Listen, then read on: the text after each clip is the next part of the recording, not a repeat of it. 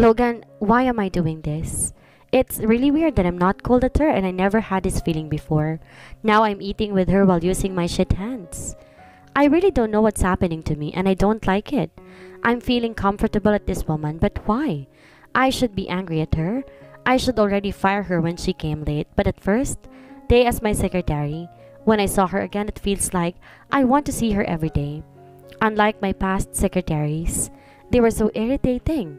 Oh, come on, Logan. Don't be too good at her. She might use it as an advantage to get your wealth. I will never let that happen. At the end of the day, she is just my secretary. Ano, Logan? Di ba masarap magkamay? Her mouth was full of food. How does it fit in her petite mouth? I'm confused. No. No ka dyan. Eh tignan mo nga, ang dami mong nakain. She's now talking to me comfortably. I looked at my plate. Maybe she's right. I am just hungry. I think that was the stupid alibi I've used so far. Mula ngayon magkakamay na tayo kapag tayong dalawa lang kakain. And why would I follow you? Sabi ko nga, joke lang yon. Sige po, maghugas na ako ng kamay. Liligpitin ko lang po itong kalat. She is so jolly, simple, innocent, and an optimistic person. My private investigator found out that she had no boyfriend ever since. Her parents were already dead and her relatives were so evil. But still, you can see in her eyes that she is the most happy and contented woman. How can she be like that? Why am I so interested in her? Shit! Sir Logan, nasa labas po si Mrs. Noemi. She wants to talk to you daw po. Tell her I'm busy. That woman. She is getting into my nerves. Here comes Catherine again. She looked panicking. I want to laugh with her face, but for sure, she is gonna annoy me and ask me why am I laughing? And why would I laugh? I usually don't do that. Shit, Logan. Sir, hindi daw po siya alis sa labas. Then call the security. Can't you see that I'm shit working? You should know what to do, Catherine. Her eyes widened. Sige po, sir. Sorry po. I saw her talking to Noemi. Is she trying to explain to that whore? I told her to call the security, not to talk to that shit. Hello, security. Hello, Mr. Navarro. Ano pong problema? There is some crazy woman in my office. Get here. Okay po, sir. Okay, back to work, Logan. You need to regain the money that she neglected. I accidentally looked at her and I saw her smiling while doing my sked. I smiled. Shit, Logan. Why are you smiling like an idiot? Catherine's POV. Buti nilang umalis na si Ma'am Noemi. Sinabi ko kasi kunwari, nasabi ni Sir bigyan lang siya ng konting time mapag-isa. Nagwawala kasi siya kanina Nagpupumilit pumasok. Pero nung sinabi ko yon natigilan siya at parang bumait.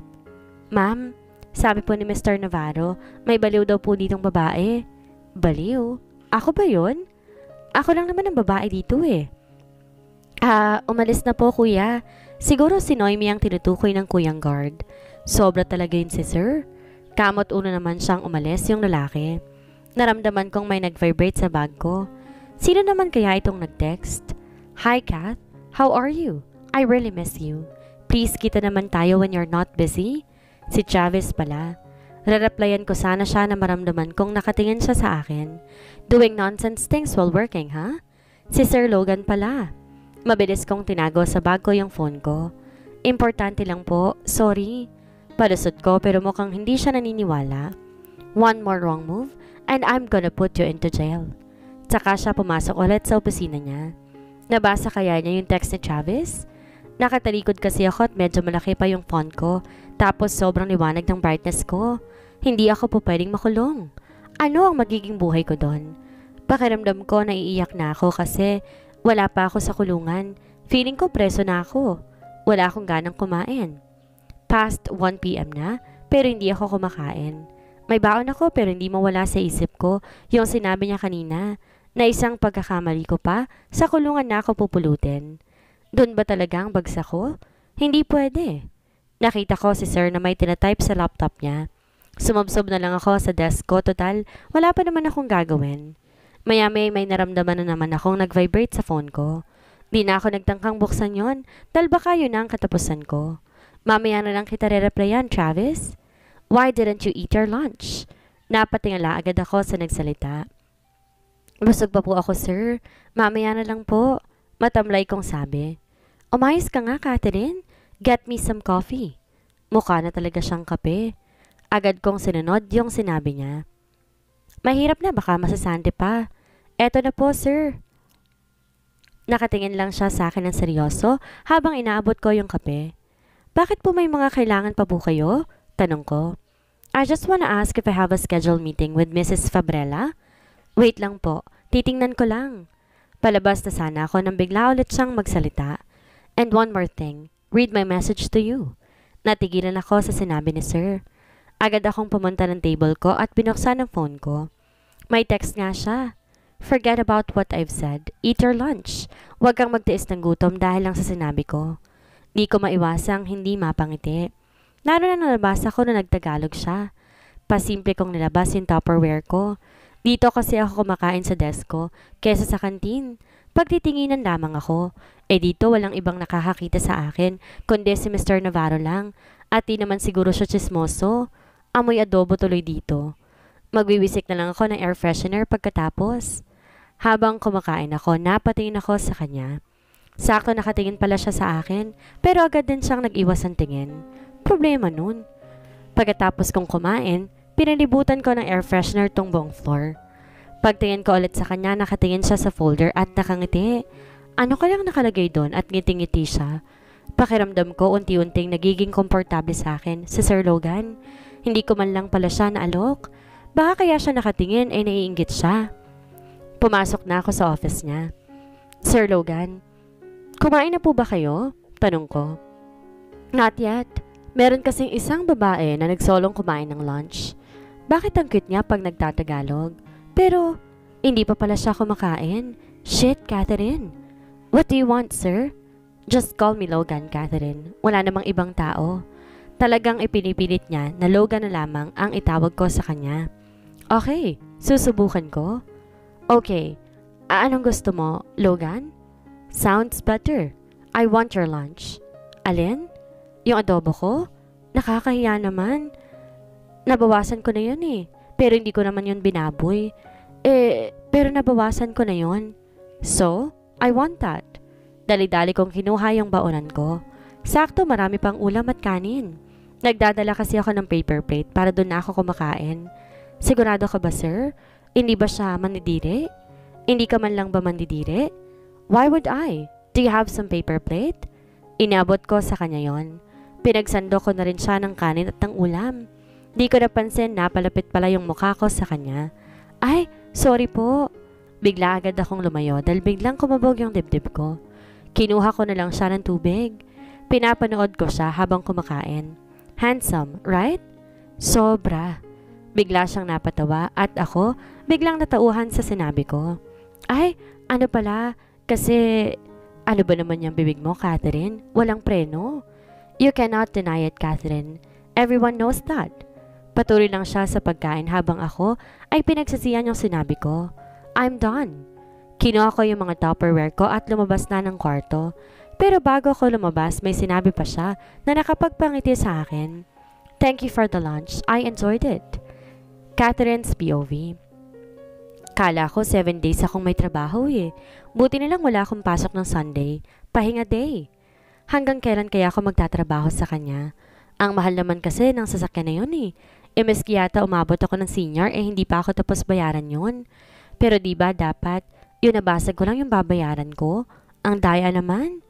Pero hindi ko na tinangkapang makipagtalo sa kanya dahil alam ko naman na isa siya sa pinakamaimpluwensyang tao sa mundo. Ia-enjoy ko na lamang pagiging sekretary niya. Gianna calling. Hello, Bes. Napatawag ka? Later, 7 p.m. Susunduin ka namin ni Ava dyan. Hoy, bakit? Anong meron? Hello? Wala na tayong bonding tatlo. Basta no excuses. Bye! Mwah! Oo nga no. Naging busy pala ako this past few weeks. Siguro naman walang iuutos sa akin sa Sir Logan ngayon. Saan ba tayo pupunta mga bakla? Sa bar. Sabay pa sila. Naalala ko nung sinama ko ni Sir Logan. Bakit ko ba siya naalala? Tae, pahinga mo naman ang isip mo, Catherine. Oo nga pala, Cath girl. Kamusta naman ang pagiging sekretary ng isang Logan Navarro? Kamusta nga ba? Okay naman. Nagtataka lang ako minsan. Bakit naman? Sabay na naman silang dalawa. Yung totoo, kinuwento ko sa kanila yung mga kinilos ni Sir Logan sa akin. Nakakatawa yung reaksyon nila ng mga mukha nila. Para mga batang kinukwentuhan ng fairy tale. Seryoso, girl. Alam mo naman, nonsense sa type ka nun. Saad ni Gianna habang nagdadrive. Sobrang labo naman ang mangyari noon. Sino ko ba ako para magustuhan niya? Tsaka alam ko hindi ako ang tipo niya, no? Type agad, Gianna. Hindi ba pwedeng naghimala lang tapos bumait siya sa akin? Gaga. Basta, wait natin yan. Bakit naman ako magugustuhan ng isang Logan Navarro? Ano ko, sinuswerte? Purong kamalasan lang ang nangyayari sa akin na. Buong biyahe naman iniisip ko, what if nga, magustuhan niya nga ako? Andito na kami sa bar. Parang pamilyar to. Tama. Dito ako sinama ni Sir Logan. Wala naman ako sa mood mag-bar eh. Mamaya malasing pa ako tapos di ako makapasok bukas, di sasanti ako. At ang worst, kulong pa. Girl, tingnan mo yung nasa taas oh. Turo ni Ava. Lumingon ako sa taas. O anong meron?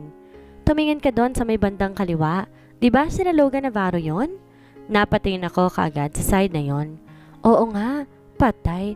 Ang sama ng tingin niya sa akin. Wala naman akong ginagawa. Alam mo yung tingin na parang may sinasabi na, I'm watching you? Yung ganong tingin.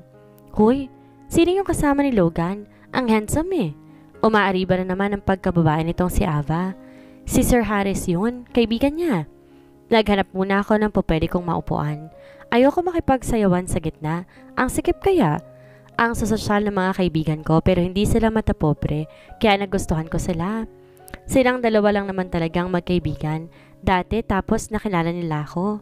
Hindi ko nga ina-expect na magiging close ako sa kanila kasi akala ko dati maarte yang si Ava. Yun pala, ubod ng kakurung-kurungan. Maya-maya pa tumabi sa aking lalaki. Hi, Miss Sexy, are you with someone? Ako pa ba ang kausap nito? Oo. Sagot ko kahit hindi ko sure kung ako ba talaga ang kausap niya. Really? Then, where are they? Nasaan na ba yung mga yun? Palingali nga ako para hanapin sila na ituro. I'm here. She's with me. Why are you talking to her? Agad na nanlaki yung mata ko sa narinig kong boses. Kahit nakatalikod ako, hindi ako po pwedeng magkamali. Sir Logan? Bakit nandito na siyang bigla? Nasa taas lang siya kanina. Sir? Why did you call him sir? Kasi he is my... None of your business, kid. Get lost. Sabat ni Sir Logan. Nakita kong unti-unti nababalot ng galit yung mukha niya. Yabang mo masyado ah. Bakit? Papalag ka ba ha? Nagulat na lang ako nang bigla. Suntokin ni Sir Logan yung lalaki. Sumubsob ang mukha niya sa sahig at kita kong may tumulong dugo sa labi niya. Sir, tama na po. Awat ko kasi baka mapatay pa niya yung lalaki. Let's go. Pero sir, I said let's go. Nakakatakot ang boses niya. Para bang papatay, tapos yung tingin niya parang nakakatusok dahil sa galit. Ano ang nangyayari sa kanya? Teka, hindi ako po pwedeng umalis. Hop in. Po? I said put your shit ass inside my car. Shit. Hindi na ako mimikpa, tinext na lamang yung dalawa. Di na tuloy ako nakapagpaalam. Tahimik lang kami sa biyahe. Mahirap na magsalita at baka masuntok pa akong bigla. Teka, ba't alam niyang papunta sa boarding house ko? Napaka-mysterious naman ang lalaking to. Baka naman pinasundan niya na ako dati tapos ipapapatay pala ako. Diyos ko, di naman siguro. You're here. Be careful next time. You owe me for this. Thank you, sir. Wala naman po siyang ginawa sa aking masama. Tinatanong lang niya kung may kasama po ba ako. So, I don't shit care if he's just talking to you. Pagalit niyang sabi. Lagi na lang siyang galit. Sige po sir, salamat po ulit. Sinamaan niya naman ako ng tingin. Ay, Logan pala. Sorry na, nakalimutan ko kasi. Pero parang ang bait niya yata ngayon. Ganon ba talaga siya? Bakit kaya ganoon ang trato niya sa akin? O ganon lang talaga siya sa mga sekretary niya? Palagi na lang siyang mabait sa akin? Ano kayang kapalit nun? Siguro talagang protective lamang siyang boss. Habang nakahiga ako, napapaisip ako kung paano kaya yung buhay o magulang ko. Paano kung mayaman pa rin ako? Kung hindi ako kinayaang kuhanin nilang yaman ko. Siguro maganda ang buhay ko at hindi ganito. Kamusta kaya sila Auntie Madeline? Inaalagaan kaya niya yung mga assets ni Daddy? Sana, magkikita pa tayo, auntie, at hindi na ako magpapaapi ulit. Hindi ko natatangkian pang kunin yung yaman na para sa akin dapat. Tingin ko naman aalagaan nila yon. Excuse me, miss, nandyan ba si Logan? And why are you here?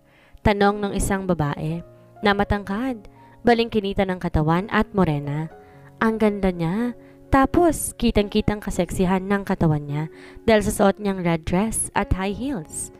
Ang taray ng tingin niya sa akin. I'm his new secretary po. Dito po niya ako inassign. Why? Is he here? I will talk to him. Hindi naman siya nang gagalaiti masyado, no? Opo, nasa loob po. Pasok. Hindi ko na natapos pa yung sinasabi ko kasi nagdire-diretso na siya sa loob. Sino kaya yon? Bakit Logan lang ang tawag niya kay Sir Logan? Siguro isa to sa mga babae niya. Nakwento kasi sa akin ni Daniel, marami raw babaeng umaakit sa floor ni Mr. Navarro. Yung iba model, beauty queen, foreigner, minsan daw may celebrity pa, pero secret na kung sino. Catherine. Tuwing naririnig ko yung pagtawag ni Sir Logan, automatic akong napapatayo at nagmamadaling pumunta sa office niya. Yes po, sir. Nakita ko ang sama ng tingin ng babae sa akin. Get her some coffee. I want tea, not coffee. Mataray niyang sabi. Okay po, wait lang. Habang nagtitimpla ko, naririnig ko yung sinasabi ng babae. Why would you let that woman to work here in your floor? Where did she graduate? Harvard? Stanford? Oxford? Where? Galit na galit niyang saad. It is none of your business, Gemma. I want her to be my secretary and I want her here in my floor. No one can change my decision. Look at her. She's like an ordinary woman who wants to steal some of your money. And her outfit? My goodness. Wala man lang siyang sense of fashion? Napatingin tuloy ako sa suot ko. Ayos naman to ah. Decente naman. Akong tingnan. E di ikaw nang may sense of fashion? Wala naman kasi akong pambili ng magagandang damit katulad ng suot mo. Iilan lang ang mga damit kong high class talaga. Hindi naman siya magmomodel, Gemma eh. Parang gusto kong matawa sa sinabi ni Sir Logan. But still, lagi mo siyang makakasama. Dapat she knows how to look good and presentable just like me. Kaya ka nga na-in-love sa akin, di ba? Yung mga dati mong secretary mas maayos. Na-in-love? Naging girlfriend kaya siya ni Sir Logan? Kung sa bagay, ganitong babae dapat ang nagiging karelasyon niya. Kasi ikaw ang nagpumilit na ipasok sila. Ginamit mo pa si Tito Vincent. Sino naman si Tito Vincent? At bakit umiiral na naman ang pagiging chismosa ko? Basta, I don't like her. Feeling ko umiinit yung dugo ko kapag nakikita ko siya. Stop it, Gemma. Can't you see that I'm busy? Just get out of my sight. I won't, babe. Hey, where's my tea? Ay, oo nga pala. Here's your tea, ma'am. Babalik na sana ako sa pesto ko pero bigla niya akong kinausap. Wait a minute.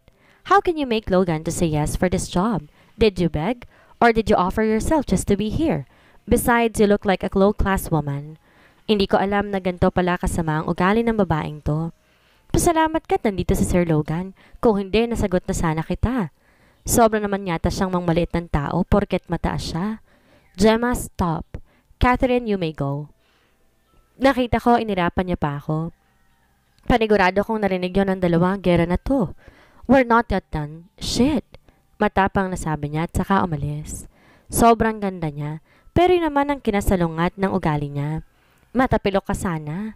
Maya-maya pa'y biglang lumabas si Sir Logan. Catherine, I have a board meeting. Don't you ever leave at my office? Okay po, sir. Sayang, kala ko pa naman makakaalis na ako. Siguro ang boring ng buhay ni sir, katulad ng buhay ko. May mga kaibigan ko lang nakakapagpasaya sa akin eh. Huwag ka na nga magdrama, Catherine. Matatapos din lahat ng to. Pagputi ng uwak.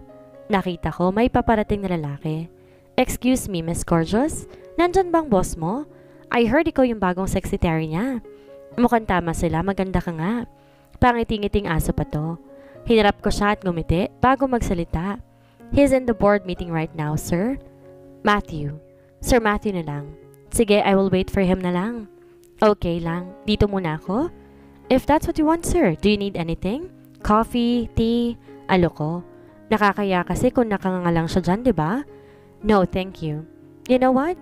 Everyone is very interested in you because they don't know your background at ngayon lang nangyari to ever since.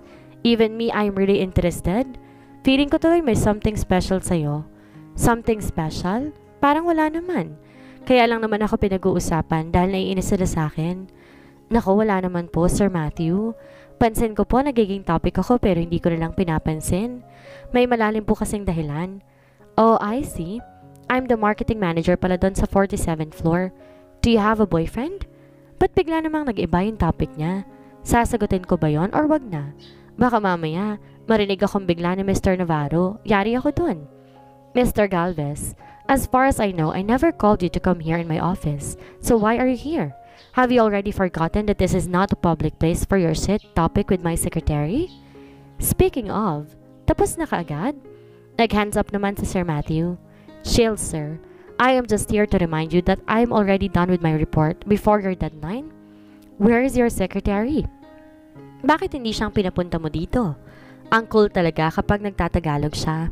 I also just want to know if the rumors are true about your secretary. I will go ahead. Bye, Miss Beautiful.